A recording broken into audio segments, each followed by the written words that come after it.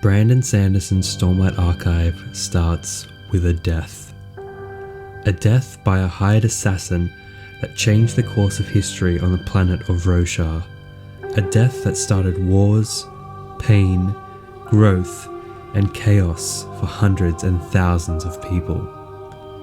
When I first read the prologue to The Way of Kings, I was completely enthralled by the powers displayed by Szeth, the assassin in white, and the last words of the late Gavilar Colin. At the time I had no inkling of the true weight those words carried, and until only recently have they become clear to myself and the wider fandom.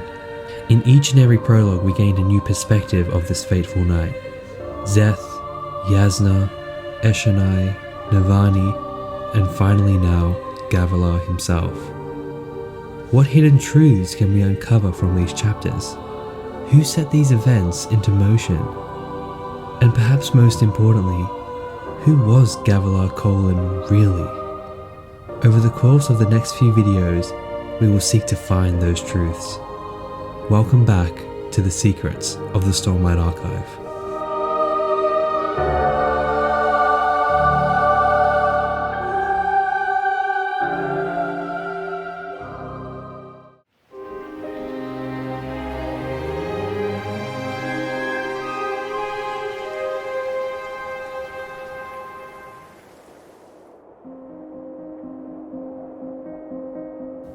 Before we jump into the events of that night, we need to establish some much needed context. Let's travel back to about 1 year prior when the humans first met the listeners.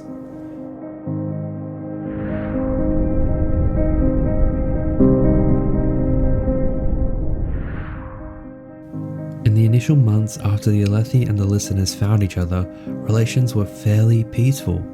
Each party was engaging ideas, language and lore from their cultures. At the same time, certain topics would be guarded closely as firm trust had not yet been built. This is where we're introduced to one of the key players in what would eventually lead to the death of Gavilar Colin, Axindweth. Axindweth was listed as a surgeon working for Gavilar, but was clearly more of a historian/researcher. In Rhythm of War, Eshonai even interprets her as being a once mate with Gavilar, considering how much time they spent together. Axindweth wears rings and is able to speak the listener tongue, though without the rhythms. She notes to Venli that she's always been good with languages. With these facts, we're able to deduce that this woman is a feruchemist. If you're unfamiliar with this term, it's one from the Mistborn series. Feruchemists are able to store physical attributes via rings, one of these including their own memories. Thus, they are usually great scholars possessing vast amounts of knowledge of religions, languages, and histories, all qualities of which Axindweth possesses. Axindweth pulls at Venli's pride and her heart, appealing to her mother's deteriorating memory. With this, she leaves Venli the Voidspren Ulim. This duo would be the push that toppled every piece leading to Gavilar's assassination. So likely a Terra's woman from Scadrial is working with Gavilar Colin to uncover the histories of Roshar. How on earth did these two make acquaintance? I believe there's only one answer that makes sense. The leader of the Ghostbloods, Thydakar. But more on that later. Just keep in mind this context as we arrive at Gavilar's feast, where the Alethi and listeners seek to sign a peace treaty and unite their people.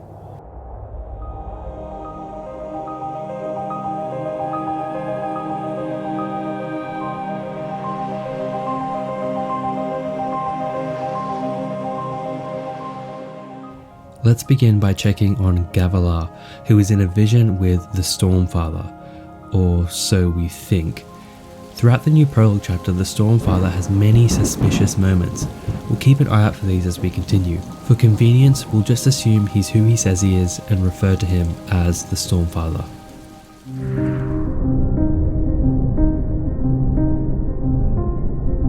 At the night of his death, Gavilar is in a vision with the Stormfather.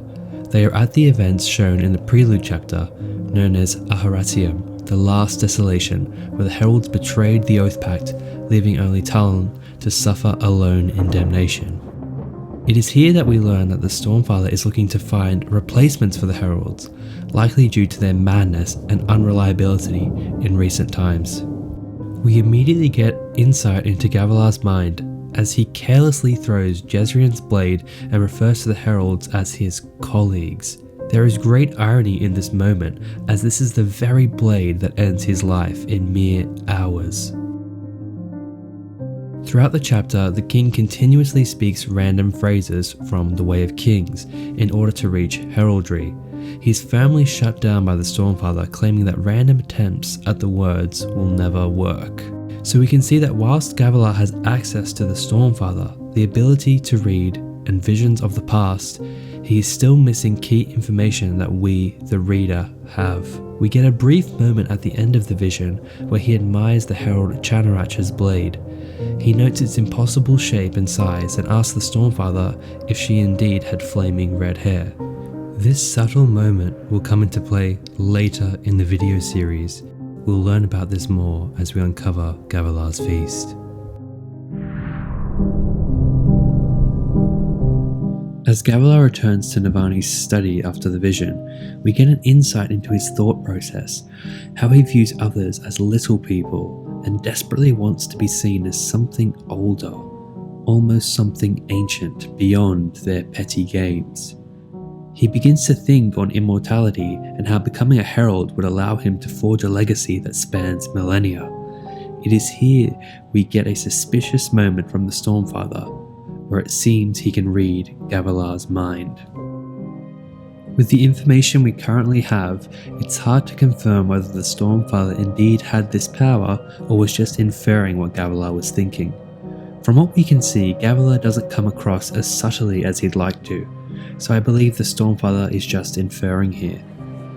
In any case, we see a drunk Dalinar enter the room, telling Gavilar of his feelings of kinship with the Parshendi. Gavilar sees his brother as a drunken brute and uses memories of his wife Evie and his dependence on alcohol to rid of him effectively. But the Stormfather comments that there is more to Dalinar and alludes to his great potential, foreshadowing their future relationship.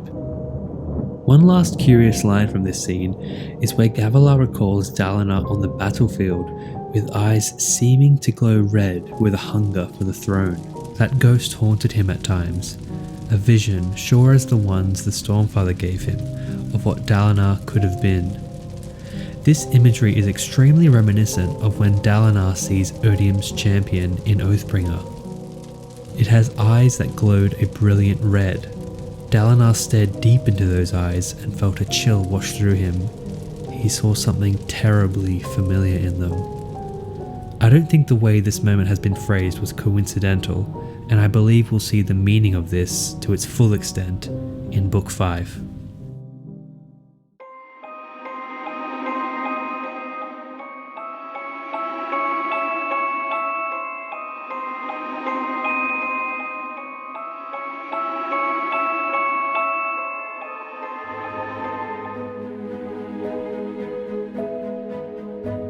Just before Thydekar pays Gavilar a visit, let's step away for a moment and check in on how our other key players are doing this evening. Yasna is in the dining hall, seeing her drunken uncle make a fool of himself amongst the guests. Despite this, the party gossips and stares in her direction, as she has only just recently announced her heresy to the public. Yasna is unfazed. She has an appointment with an assassin to attend. Venli is sneaking through the hallways of the palace with Ulim, desperately searching for a drop point left by the mysterious Axindweth. Eshonai admires the ingenuity and brilliance of Kholinar Palace. She's helping the Parchmen with their drums, unable to forge a connection with them. In moments, she'll be taking a few detours within the palace. Navani is intensely busy with her staff, keeping a close eye on her daughter-in-law, Aesudan, who is in conversation with one of the world's most prominent Artifabrians.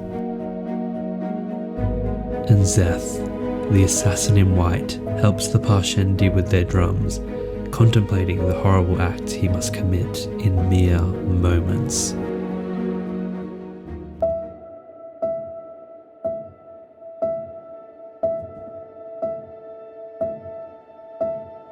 Let's cut back to Venli, who anxiously awaits news from Ulim. He is off searching the palace for Axandweth's drop point. Instead of finding gemstones carrying more Voidspren, Axandweth has left an encoded message.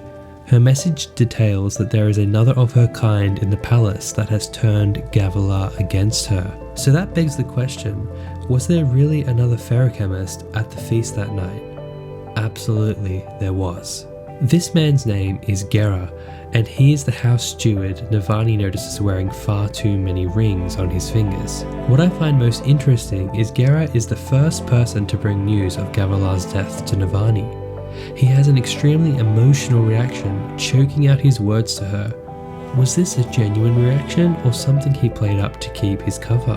Well, according to Axandweth's message, Gera is working for a separate organization to her own. With this one line, we're able to learn a considerable amount about the dynamics at play here.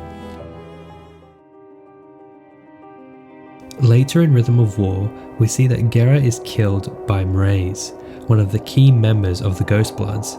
This stands to reason that whilst doing work to benefit Gavilar, Axandweth's true master is likely to be Thydekar. Curiously, we also find out in this scene that Gera has his own Aviar, which leads me to believe that he is part of another Cosmere-wide organization that has yet to be revealed to us. With this context, Axandweth's claims of another of her kind turning Gavilar against her seem purely false. Gavilar is already suspicious of Axandweth and still sees her as part of his team during the night of the feast. Regardless, these problems are just the tip of the iceberg for Ulim and Venli, as the Spren has run into 3 Heralds on his expedition, Shalash, Nael, and Kalak, one of whom find the sneaking pair very soon after. Upon seeing Ulim, Nael is confused how a Voidspren, especially his old enemy, is on Roshar after all this time. He quickly puts the pieces together that the Voidspren has somehow made his way back from the planet Braze without a herald breaking. So Gavilar's plan is working. The fool, he will destroy us all. Nael sneered, a sudden and unexpected burst of emotion.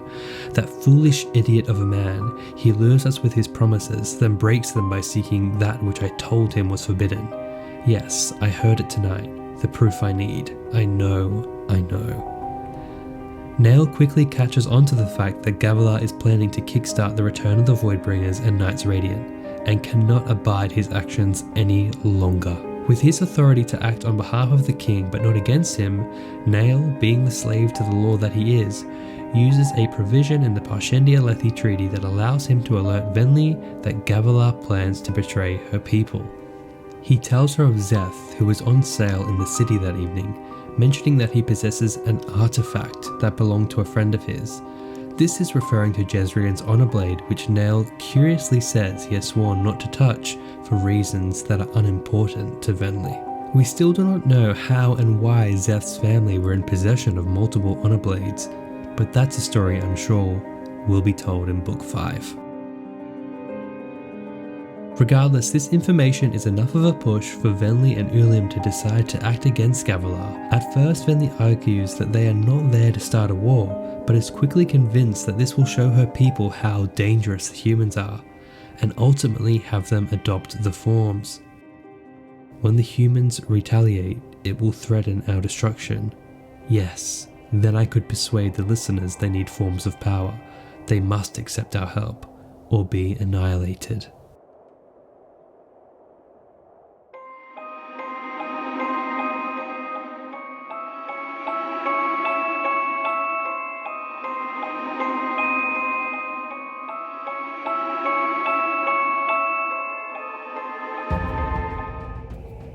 So we've set up some of the more quote-unquote peripheral players of this evening.